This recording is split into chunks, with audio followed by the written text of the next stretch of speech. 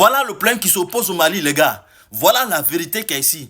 En fait, de Kamel Sama là, le gars qui a tiré sur Kamel Sama là, déjà depuis Arafat vivait, on dit le gars là, il traquait Kamel Sama, il voulait de Kamel Sama. Comme elle voulait pas là, elle est arrivée là-bas là, le gars est fâché, c'est pour cette raison là, il a tiré sur la voiture de Kamel Sama. On va écouter pour te expliquer. C'est que son papa, là où son papa habite là, c'est entouré des camps militaires. Donc parmi les militaires là, ceux qui sont arrêtés devant la porte là, il y a un là, sa calache est tombée. Donc quand sa calache est tombée, c'est pas comment ça s'est passé. Malheureusement, lorsque Kamel Sama est arrivé au Mali, Siriki lui a remis une voiture par rapport à son déplacement. C'est son invité, c'est sa soeur. Donc Kamel Sama est arrivé au Mali, Siriki lui a donné une voiture. Donc la voiture que Siriki a donnée à Kamel Sama là, même quand moi je suis arrivé chez les Siriki là-bas, c'est la même place que j'ai garé. Tu gares juste à l'entrée, tu descends et tu vas maintenant saluer chez les Siriki. Donc la voiture que Siriki a donnée à Kamel Sama, c'était juste garé devant la porte là. Donc quand le militaire, c'est pas comment ça s'est passé, son âme est tombée. C'était en présence de tout le monde. Ce n'est pas une histoire du genre que Kamel Sama est arrivé au Mali, ils ont voulu tirer si comme façon l'explique certains blogueurs. Ou bien Kamel Sama est arrivé chez les Siriki, ils ont aligné la voiture de Kamel Sama avec des balles. Ce sont des propos mensongers. Donc avant de venir polémiquer sur la toile, ayez quand même certaines informations, parce que vous savez très bien qu'il y a des tensions entre la Côte d'Ivoire et le Mali à travers les réseaux sociaux. Donc n'allons pas au-delà dans le but de créer encore, ou bien encore essayer de polémiquer encore certaines choses. Nous sommes tous des frères, il y a quelque chose qui se passe, on essaie de prendre les bonnes informations, soit avec Kamel Sama, ou soit avec Siriki, ou soit avec ceux qui étaient aux alentours du lieu où c'est passé, pour éviter que certains propos déplacés sortent et que ça engendre encore d'autres choses. Personne n'a tiré sur la voiture de Kamel Sama. Et moi-même, je dis merci même à Dieu.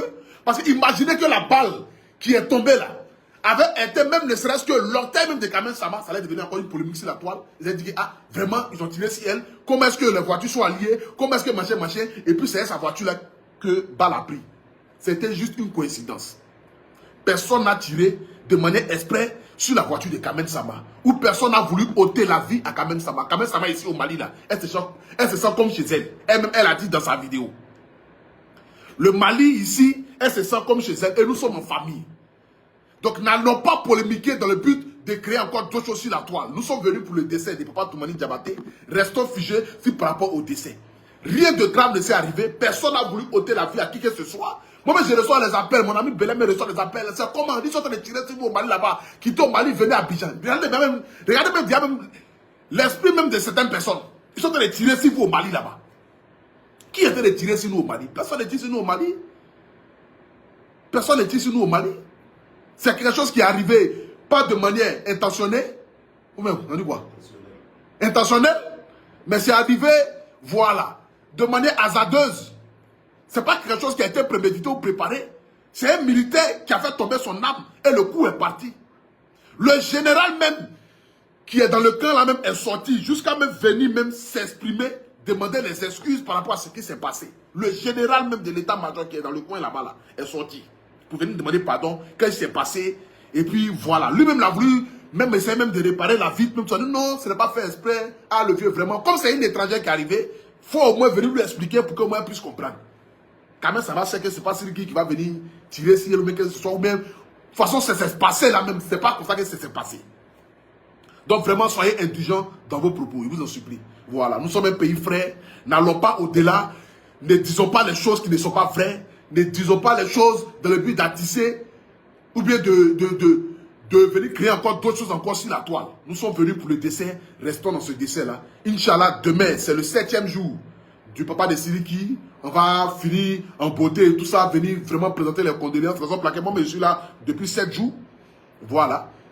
Venir présenter véritablement les condoléances, être auprès de la famille, être auprès des frères, auprès des fils, auprès des mamans de Siriki, dans le but de rendre un hommage digne au papa Toumani et puis rentrer à Abidjan. Donc vraiment, il n'y a rien de grave, rien de mal ne s'est passé. Donc je vous en supplie, à vous les TikTokers, à vous les choses, les gars qui font les vidéos aussi, comment ils appellent ça, mais je ne sais pas quoi là. Vraiment, ils vous demandent pardon.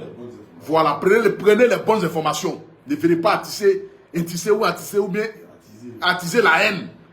Voilà, je vous en supplie. Notre soeur va bien, nous allons bien, le Mali se porte bien. Que Dieu vous bénisse. C'était juste dans le but d'éclaircir un peu. Voilà, parce que comme je suis au Mali, je me devais quand même. Voilà, je me devais quand même d'être là. Respecter le dessein du monsieur. N'allons pas dans autre chose. Ne partons pas dans les polémiques bizarres. Je vous en supplie. Que Dieu vous bénisse. On est ensemble, c'était le guide sur le Apoutou National. Dieu merci, quand même, ça va se porte bien. Vous pouvez aller même sur son snap, voir qu'elle se porte bien. Et que même, l'heure à laquelle même la vidéo est sortie, tout ça, la caméra, ça même avait fait un snap, tout ça, là, elle se porte très bien. Par la grâce, elle se porte très bien. Dieu merci, même. Belé même a dit ça hier.